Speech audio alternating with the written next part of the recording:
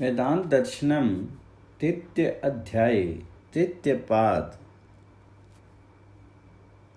प्रश्न: कर्म स्वतंत्र मोक्ष का साधन नहीं हो सकता। इसकी पुष्टि में अन्य हेतु देते हैं।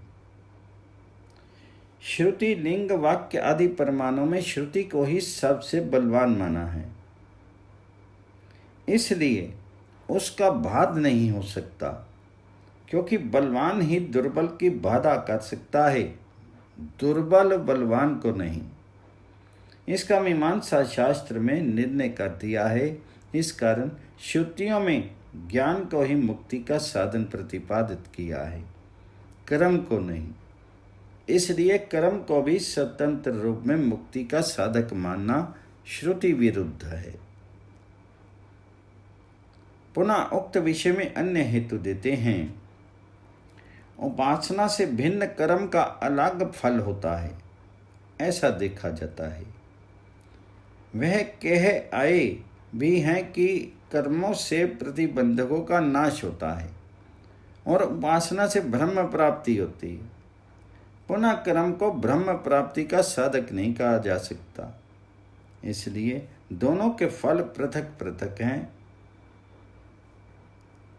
तप और ज्ञान ब्रह्म जिज्ञासु के लिए अति महत्वशाली है। तप से बाधाओं का नाश होता है, पापों का नाश होता है और ज्ञान से अमृत की प्राप्ति। इस प्रकार ज्ञान और कर्म का भिन्न भिन्न फल कथन किया है, इसलिए इनमें विकल्प नहीं हो सकता। स्वयं भी आचार्य 3:3-59 में वर्णन करेंगे।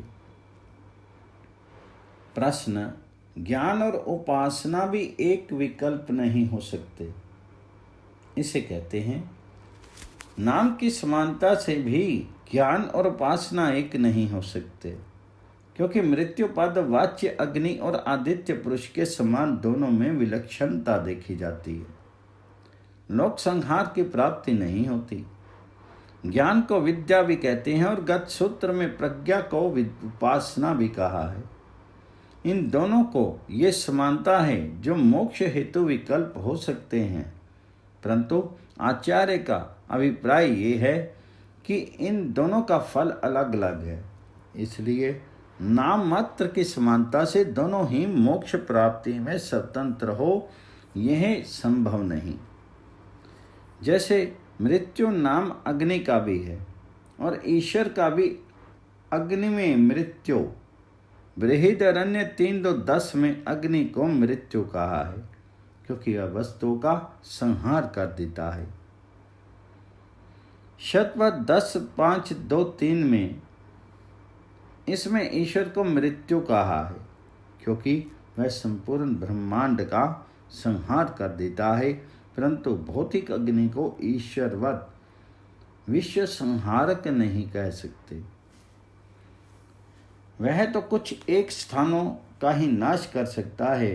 पुनरअपि साधारण संहार निमित्त के कारण मृत्यु नाम दोनों का समान है। फल भेद कर्म कार्य भेद में महत अंतर है। इसी कारण प्रज्ञा विद्या नाम साम्य से मोक्ष के प्रति ज्ञान व उपासना का विकल्प नहीं माना जा सकता, क्योंकि दोनों का फल अलग अलग है।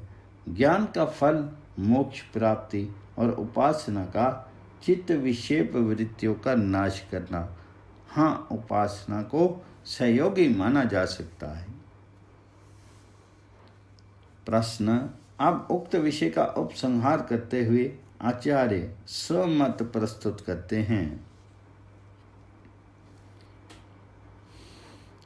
ज्ञान से श्रुति का तत्संबंध प्रतिपादन उपलब्ध अनेकों में होता है, इसलिए ज्ञान को ही मोक्ष प्राप्ति का साधन निश्चित कहा है। क्योंकि ज्ञान से पूर्व उपासना का संबंध अबाध रूप से चलता रहता है, तब कालांतर में ज्ञान होने पर ब्रह्म प्राप्ति होती है। इस कारण उपासना का फल है चित्त विक्षेपी का नाश, और ज्ञान मोक्ष प्राप्ति कराने में मुख्य कारण है। ज्ञान के बिना मुक्ति संभव नहीं, यही आचार्य का मुख्य आशय है। प्रश्न, उपासक देह है अथवा आत्मा? क्योंकि देह से भिन्न कुछ एक लोग आत्मा तत्व को नहीं मानते, परंतु देह यही जल जाता है, फिर मोक्ष किसका होता है? इसको पूर्व पक्ष रूप में उपस्थित करते हैं। एके आत्मना शीरे भावात। कुछ एक लोगों का कथन है कि शरीर में ही सब कार्य होते हैं, इसलिए ज्ञान से उपासक को मोक्ष प्राप्त होता है। ये बात युक्ति युक्त नहीं लगती, क्योंकि जिस समय शरीर कार्य करने में असमर्थ हो जाता है तब उसे मरा हुआ कह देते हैं और उसे जला भी देते हैं। इसलिए पृथ्वी आदि चार भूत देह आदि के रूप में जब परिणित हो जाते हैं तब उनमें स्वतः ही चेतना उद्भव हो जाती है। उसके पश्चात वह कार्य करने में सक्षम हो जाता है। अतः देह से भिन्न चेतन तत्व स्वीकार करना उचित नहीं। जब चेतन तत्व रूप में आत्मा का अस्तित्व ही नहीं, फिर मोक्ष होता है, ये बात ही निराधार प्रतीत होती है। इस उपरोक्त पूर्व पक्ष का समाधान देते हैं। देह के रहते हुए भी कार्य व्यापार नहीं देखा जाता है। इससे व्यतिरेक शरीर से भिन्न आत्म तत्व का भेद सत्ता स्वीकार करनी चाहिए। उपलब्धि के समान जैसे इंद्रियां और विषय होते हुए भी जब आत्मा इस शरीर से निकल जाता है, वह स विषयों को ग्रहण नहीं कर पाती, रहते हुए सब स व्यापार में संलग्न रहती हैं। यदि चेतना शरीर का धर्म होता तो मृत शरीर में भी गंध आदि ग्रहण रहते, परंतु सब व्यापार चेतन तत्व के निकलने के साथ ही समाप्त हो जाता है। इससे ये सिद्ध हुआ कि चेतन तत्व शरीर से सत्ता ही अलग है, उसी का आत्मा कहते हैं। उपासना आदि कार्य वही करता है। उन कार्यों के संपादन के लिए शरीर साधन है, क्योंकि किसी भी कार्य के संपादन के लिए साधन अपेक्षित होता है।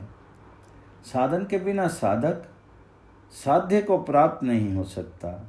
शरीर के सहयोग से ही आत्मा ब्रह्म साक्षात पर्यंत कार्यों का अनुष्ठान करके मोक्ष प्राप्त करता है। अतः देह से भिन्न चेतन उपासक ब्रह्म ज्ञान द्वारा मोक्ष पद प्राप्त करता है। ये सिद्धांत ही युक्ति युक्त है। कठोपनिषद 2:18 में कहा भी है, न हन्यते हन्यमाने शरीरे। शरीर के नाश होने पर आत्मा का नाश नहीं होता है। प्रश्न, कुछ एक गत सूत्रों में प्रासंगिक विचार को समाप्त करके पुनः गुणोपसंहार प्रकरण को प्रस्तुत करते हैं। शब्द सभी शाखाओं में उपसंहार जानना चाहिए। नीचे से अंगों में संबंध उपासना विधि जिन शाखाओं में पड़ा है उसको उन्हीं में ही नहीं समझनी चाहिए, अपितु उनका अनुवर्तन प्रत्येक शाखा में भी किया जा सकता है। जैसा कि छांदोग्य 1:1 में कहा है, इस वाक्य में उद्गीत उपासना का विधान सामान्य रूप से किया गया है। इसमें किसी विशेष शाखा के लिए ही निर्देश नहीं, जिससे उसी में ही अपेक्षित होकर के अन्यों में नहीं हो सकता। इसलिए इस प्रकार के वाक्यों का उपसंहार उपासना विधि में प्रसंग अनुसार सर्वत्र हो सकता है। प्रश्न, प्रत्येक शाखाओं में स्वर भिन्न भिन्न है, उनके अनुवर्तन से स्वरों में विरोध होगा, इसका उत्तर देते हैं। मंत्र आदि के समान अन्य शाखाओं में स्वर का विरोध नहीं आता। अर्थात जिस प्रकार एक वेद के मंत्रों का अन्य वेद प्रतिपादित कर्म में विनियोग हो जाता है, उसी प्रकार अन्य स्वर के होते हुए भी शाखांत अंतर्गत अनुवर्तन हो सकता है। जैसे तैत्तिरीय में कहा है, अधर्मियों के द्वारा किए जाने वाला कर्म सजनीय सूक्त का उच्चारण करना चाहिए, जो यजुर्वेद का विषय है, परंतु सजनास इंद्र ऋग्वेद 2:12 सूक्त से उपलक्षित सूक्त सजनीय है, इसलिए यजुर्वेद से न बोल करके ऋग्वेद मंत्रों का उपसंहार कर लेते हैं। उपसंहार जिस शाखा का होता है उसी शाखा के अनुसार ही स्वर माना जाता है, इसमें स्वरों में विरोध नहीं आता। प्रश्न, शास्त्रों में समिष्ट और व्यष्टि दोनों प्रकार की उपासना का उल्लेख है, उनमें कौन सा उचित है, इसका प्रतिपादन करते हैं। यज्ञ के समान महान ईश्वर ही सर्वोपरि उपास्य है। सबसे अधिक प्रधानता उसी की प्रतिपादित है। जैसा कि छांदोग्य 5:11 में ध्यो आदि स्थानों में वैश्वानर की उपासना व्यष्टि रूप में वर्णित है। उससे आगे 5:18:1 में कहा है, सर्वेषु लोकेषु सर्वेषु भूतेषु, संपूर्ण लोकांतरों और पृथ्वी आदि भूतों में जो व्यापक है, उस जगदीश्वर की उपासना ही अभिष्ट है। इस प्रकार समिष्ट उपासना ही की मुख्यता दर्शाई है। जैसे दर्श पौर्णमास आदि यज्ञों में परियाज याग की प्रधानता से उसको मुख्य रूप से अनुष्ठेय माना है, वैसे ही व्यष्टि उपासना की उपेक्षा समष्टि की मुख्यता है। यह है सर्वव्यापक ब्रह्म जो सबके लिए एकमात्र उपास्य है। उससे भिन्न एक देशी साकार की उपासना शास्त्र विरुद्ध है। छांदोग्य 7:1 में कहा भी है, यो वे भूमा तत्सुखम, जो विशाल हृदयवान हो उस महान व्यापक ब्रह्म की उपासना करता है, वही सुख शांति को प्राप्त होता है। संकुचित हृदय वाला और ब्रह्म को साकार रूप में मान करके उसको उपासना करने वाला परम शांति को प्राप्त नहीं कर सकता। प्रश्न, सभी उपासनाओं में ब्रह्म को ही उपास्य माना है, पुनः इन सबको एक मानने में क्या आपत्ति है, इसका उत्तर देते हैं। शब्द आदि भेद के कारण उपासनाओं की विधि एक नहीं हो सकती, क्योंकि इनके विधायक शब्द परस्पर भिन्न हैं। जैसे वेद, उपासित, ध्यायित, संक्रतु, कुर्वीत इत्यादि शब्द भेद से उपासना का भेद होता है। जैसे जुहोति, यजाति आदि क्रियाओं के भेद से कर्म का भेद माना जाता है। इसलिए उपास्य ब्रह्म के एक होने पर भी किसी उपासना में ब्रह्म को सर्वव्यापक गुण युक्त समझकर उपासना की जाती है, और किसी में सत चित्तानंद स्वरूप गुणों से युक्त होकर के उपासना का विधान है। इस कारण उपासनाएं भिन्न भिन्न प्रकार से होने पर एक नहीं मानी जा सकती। में दहर और शांडिल्य आदि विद्याएं भी परस्पर एक नहीं है, ऐसा निश्चय जानना चाहिए। प्रश्न, उपासनाओं के भेद से अनुष्ठान में उनका विकल्प है अथवा समुच्चय, इसका उत्तर देते हैं। सभी उपासनाओं का एकमात्र लक्ष्य इस फल प्राप्ति में सभी को एक रूपता है, विरोध नहीं।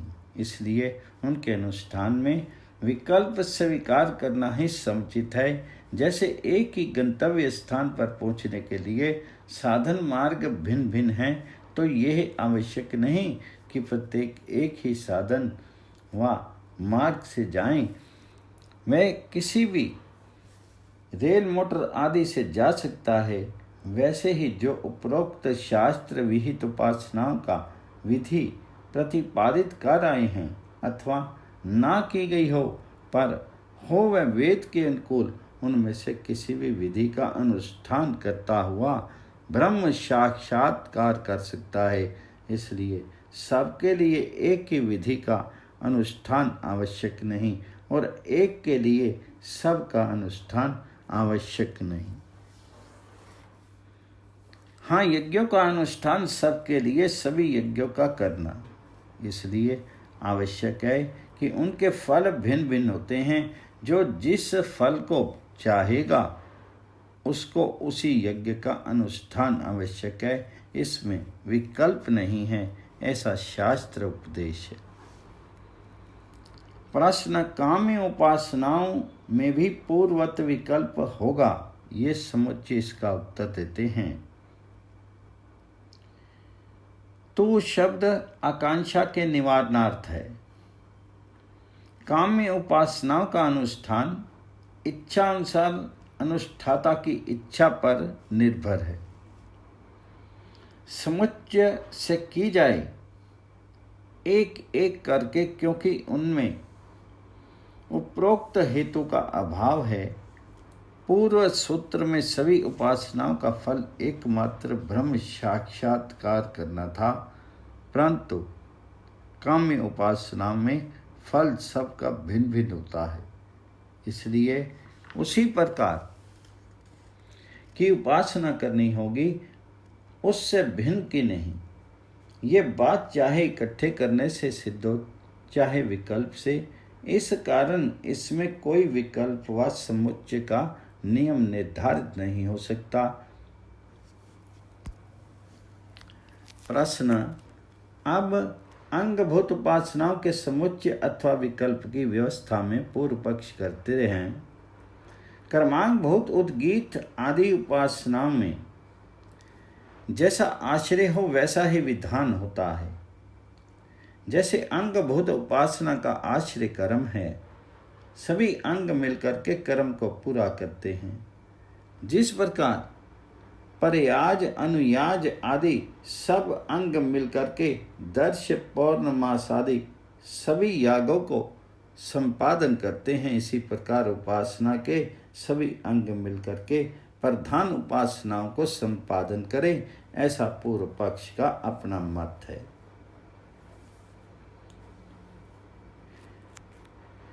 पुनः पूर्व पक्ष इस उपरोक्त विषय में अन्य हेतु देता है। ऐसा ही सभी शिखाओं में विधान उपलब्ध होता है, जैसा कि छांदोग्य 1:1 में कहा, सभी शाखा वाले एकमात्र ओम अक्षर उद्गीत की उपासना करें।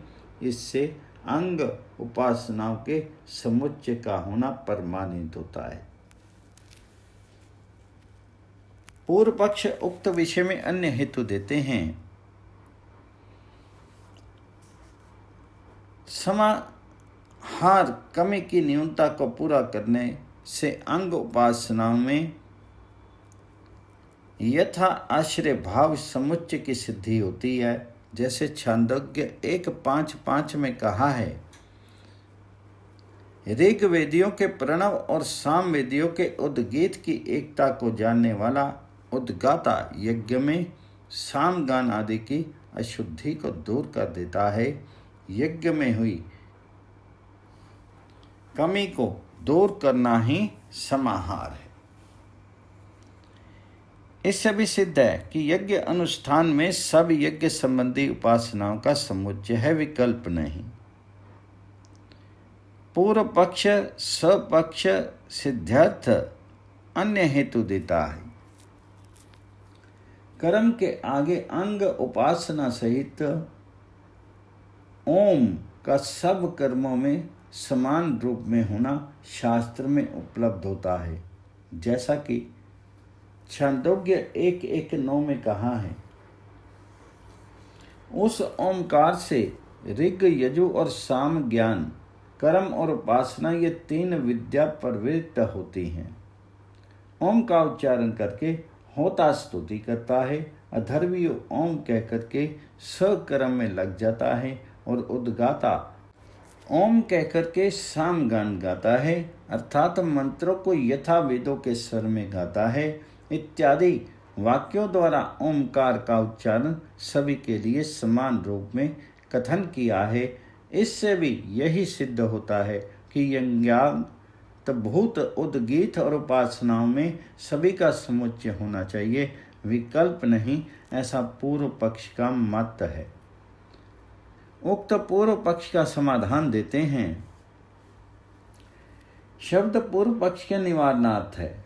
उपासनाओं और यज्ञ कर्मों के युगवत अनुष्ठान का विधान न होने से इसका समुच्चय मानना युक्ति युक्त नहीं, अर्थात यज्ञ कर्म का फल भिन्न है और उपासना का भिन्न, इसलिए ये आवश्यक नहीं कर्म के साथ उपासना का नियत स्वभाव एक साथ करने का हो। उन दोनों को पृथक पृथक करने का प्रतिपादन किया है। जैसे यज्ञ से पूर्व ईश्वर की विश्वानी देवा आदि 8 मंत्रों से स्तुति प्रार्थना उपासना करें, महिषी दयानंद निर्मित संस्कार विधि के सामान्य पर करने में देख सकते हैं। दूसरे कर्म और उपासना के समुच्चय में जो हेतु दिए हैं उन सब का भी निराकरण हो जाता है, चाहे वे उद्गीत उपासना में समान रूप से वर्णन भले ही किया गया है, क्योंकि दोनों में फल वेद भिन्न भिन्न है। यज्ञ कर्म का फल है स्वर्ग प्राप्ति, स्वर्ग कामो यजेत, स्वर्ग की इच्छा वाला यज्ञ करें, और उपासना का फल है मोक्ष प्राप्ति। और अन्य 2 हेतु समाहार और गुण साधारण वे अथर्ववाद मात्र हैं, उक्त विषय के साधक नहीं, इसलिए उपासना अभिरुचि के अनुसार कर सकता है, समुच्चय को आवश्यकता नहीं। अब अंतिम सूत्र द्वारा उक्त विषय का उपसंहार करते हैं। और शास्त्र प्रमाण से भी उपासनाओं में एक साथ करने का विधान सिद्ध नहीं होता, जैसा कि छांदोग्य 4:17-10 में कहा है। उद्गीत विद्या का ज्ञाता ब्रह्मा नामक ऋत्विज यज्ञ यजमान और सभी ऋत्विज्ञों की रक्षा करता है। इस प्रकार एक ब्रह्मा के ज्ञान से अन्य सब ऋत्विक की रक्षा का कथन होने से सिद्ध है कि यज्ञ रूप कर्मों के अनुष्ठान के साथ उपासनाओं का नियत समुच्चय नहीं। यथा काम जैसा जिसको अभीष्ट हो समुच्चय रूप में अथवा विकल्प से, वैसा उसके अनुसार अनुष्ठान कर लेना चाहिए। यही शास्त्र प्रमाण और युक्ति से सिद्ध है, इसमें संशय की आवश्यकता नहीं। इति 3 अध्याय 3 पाद।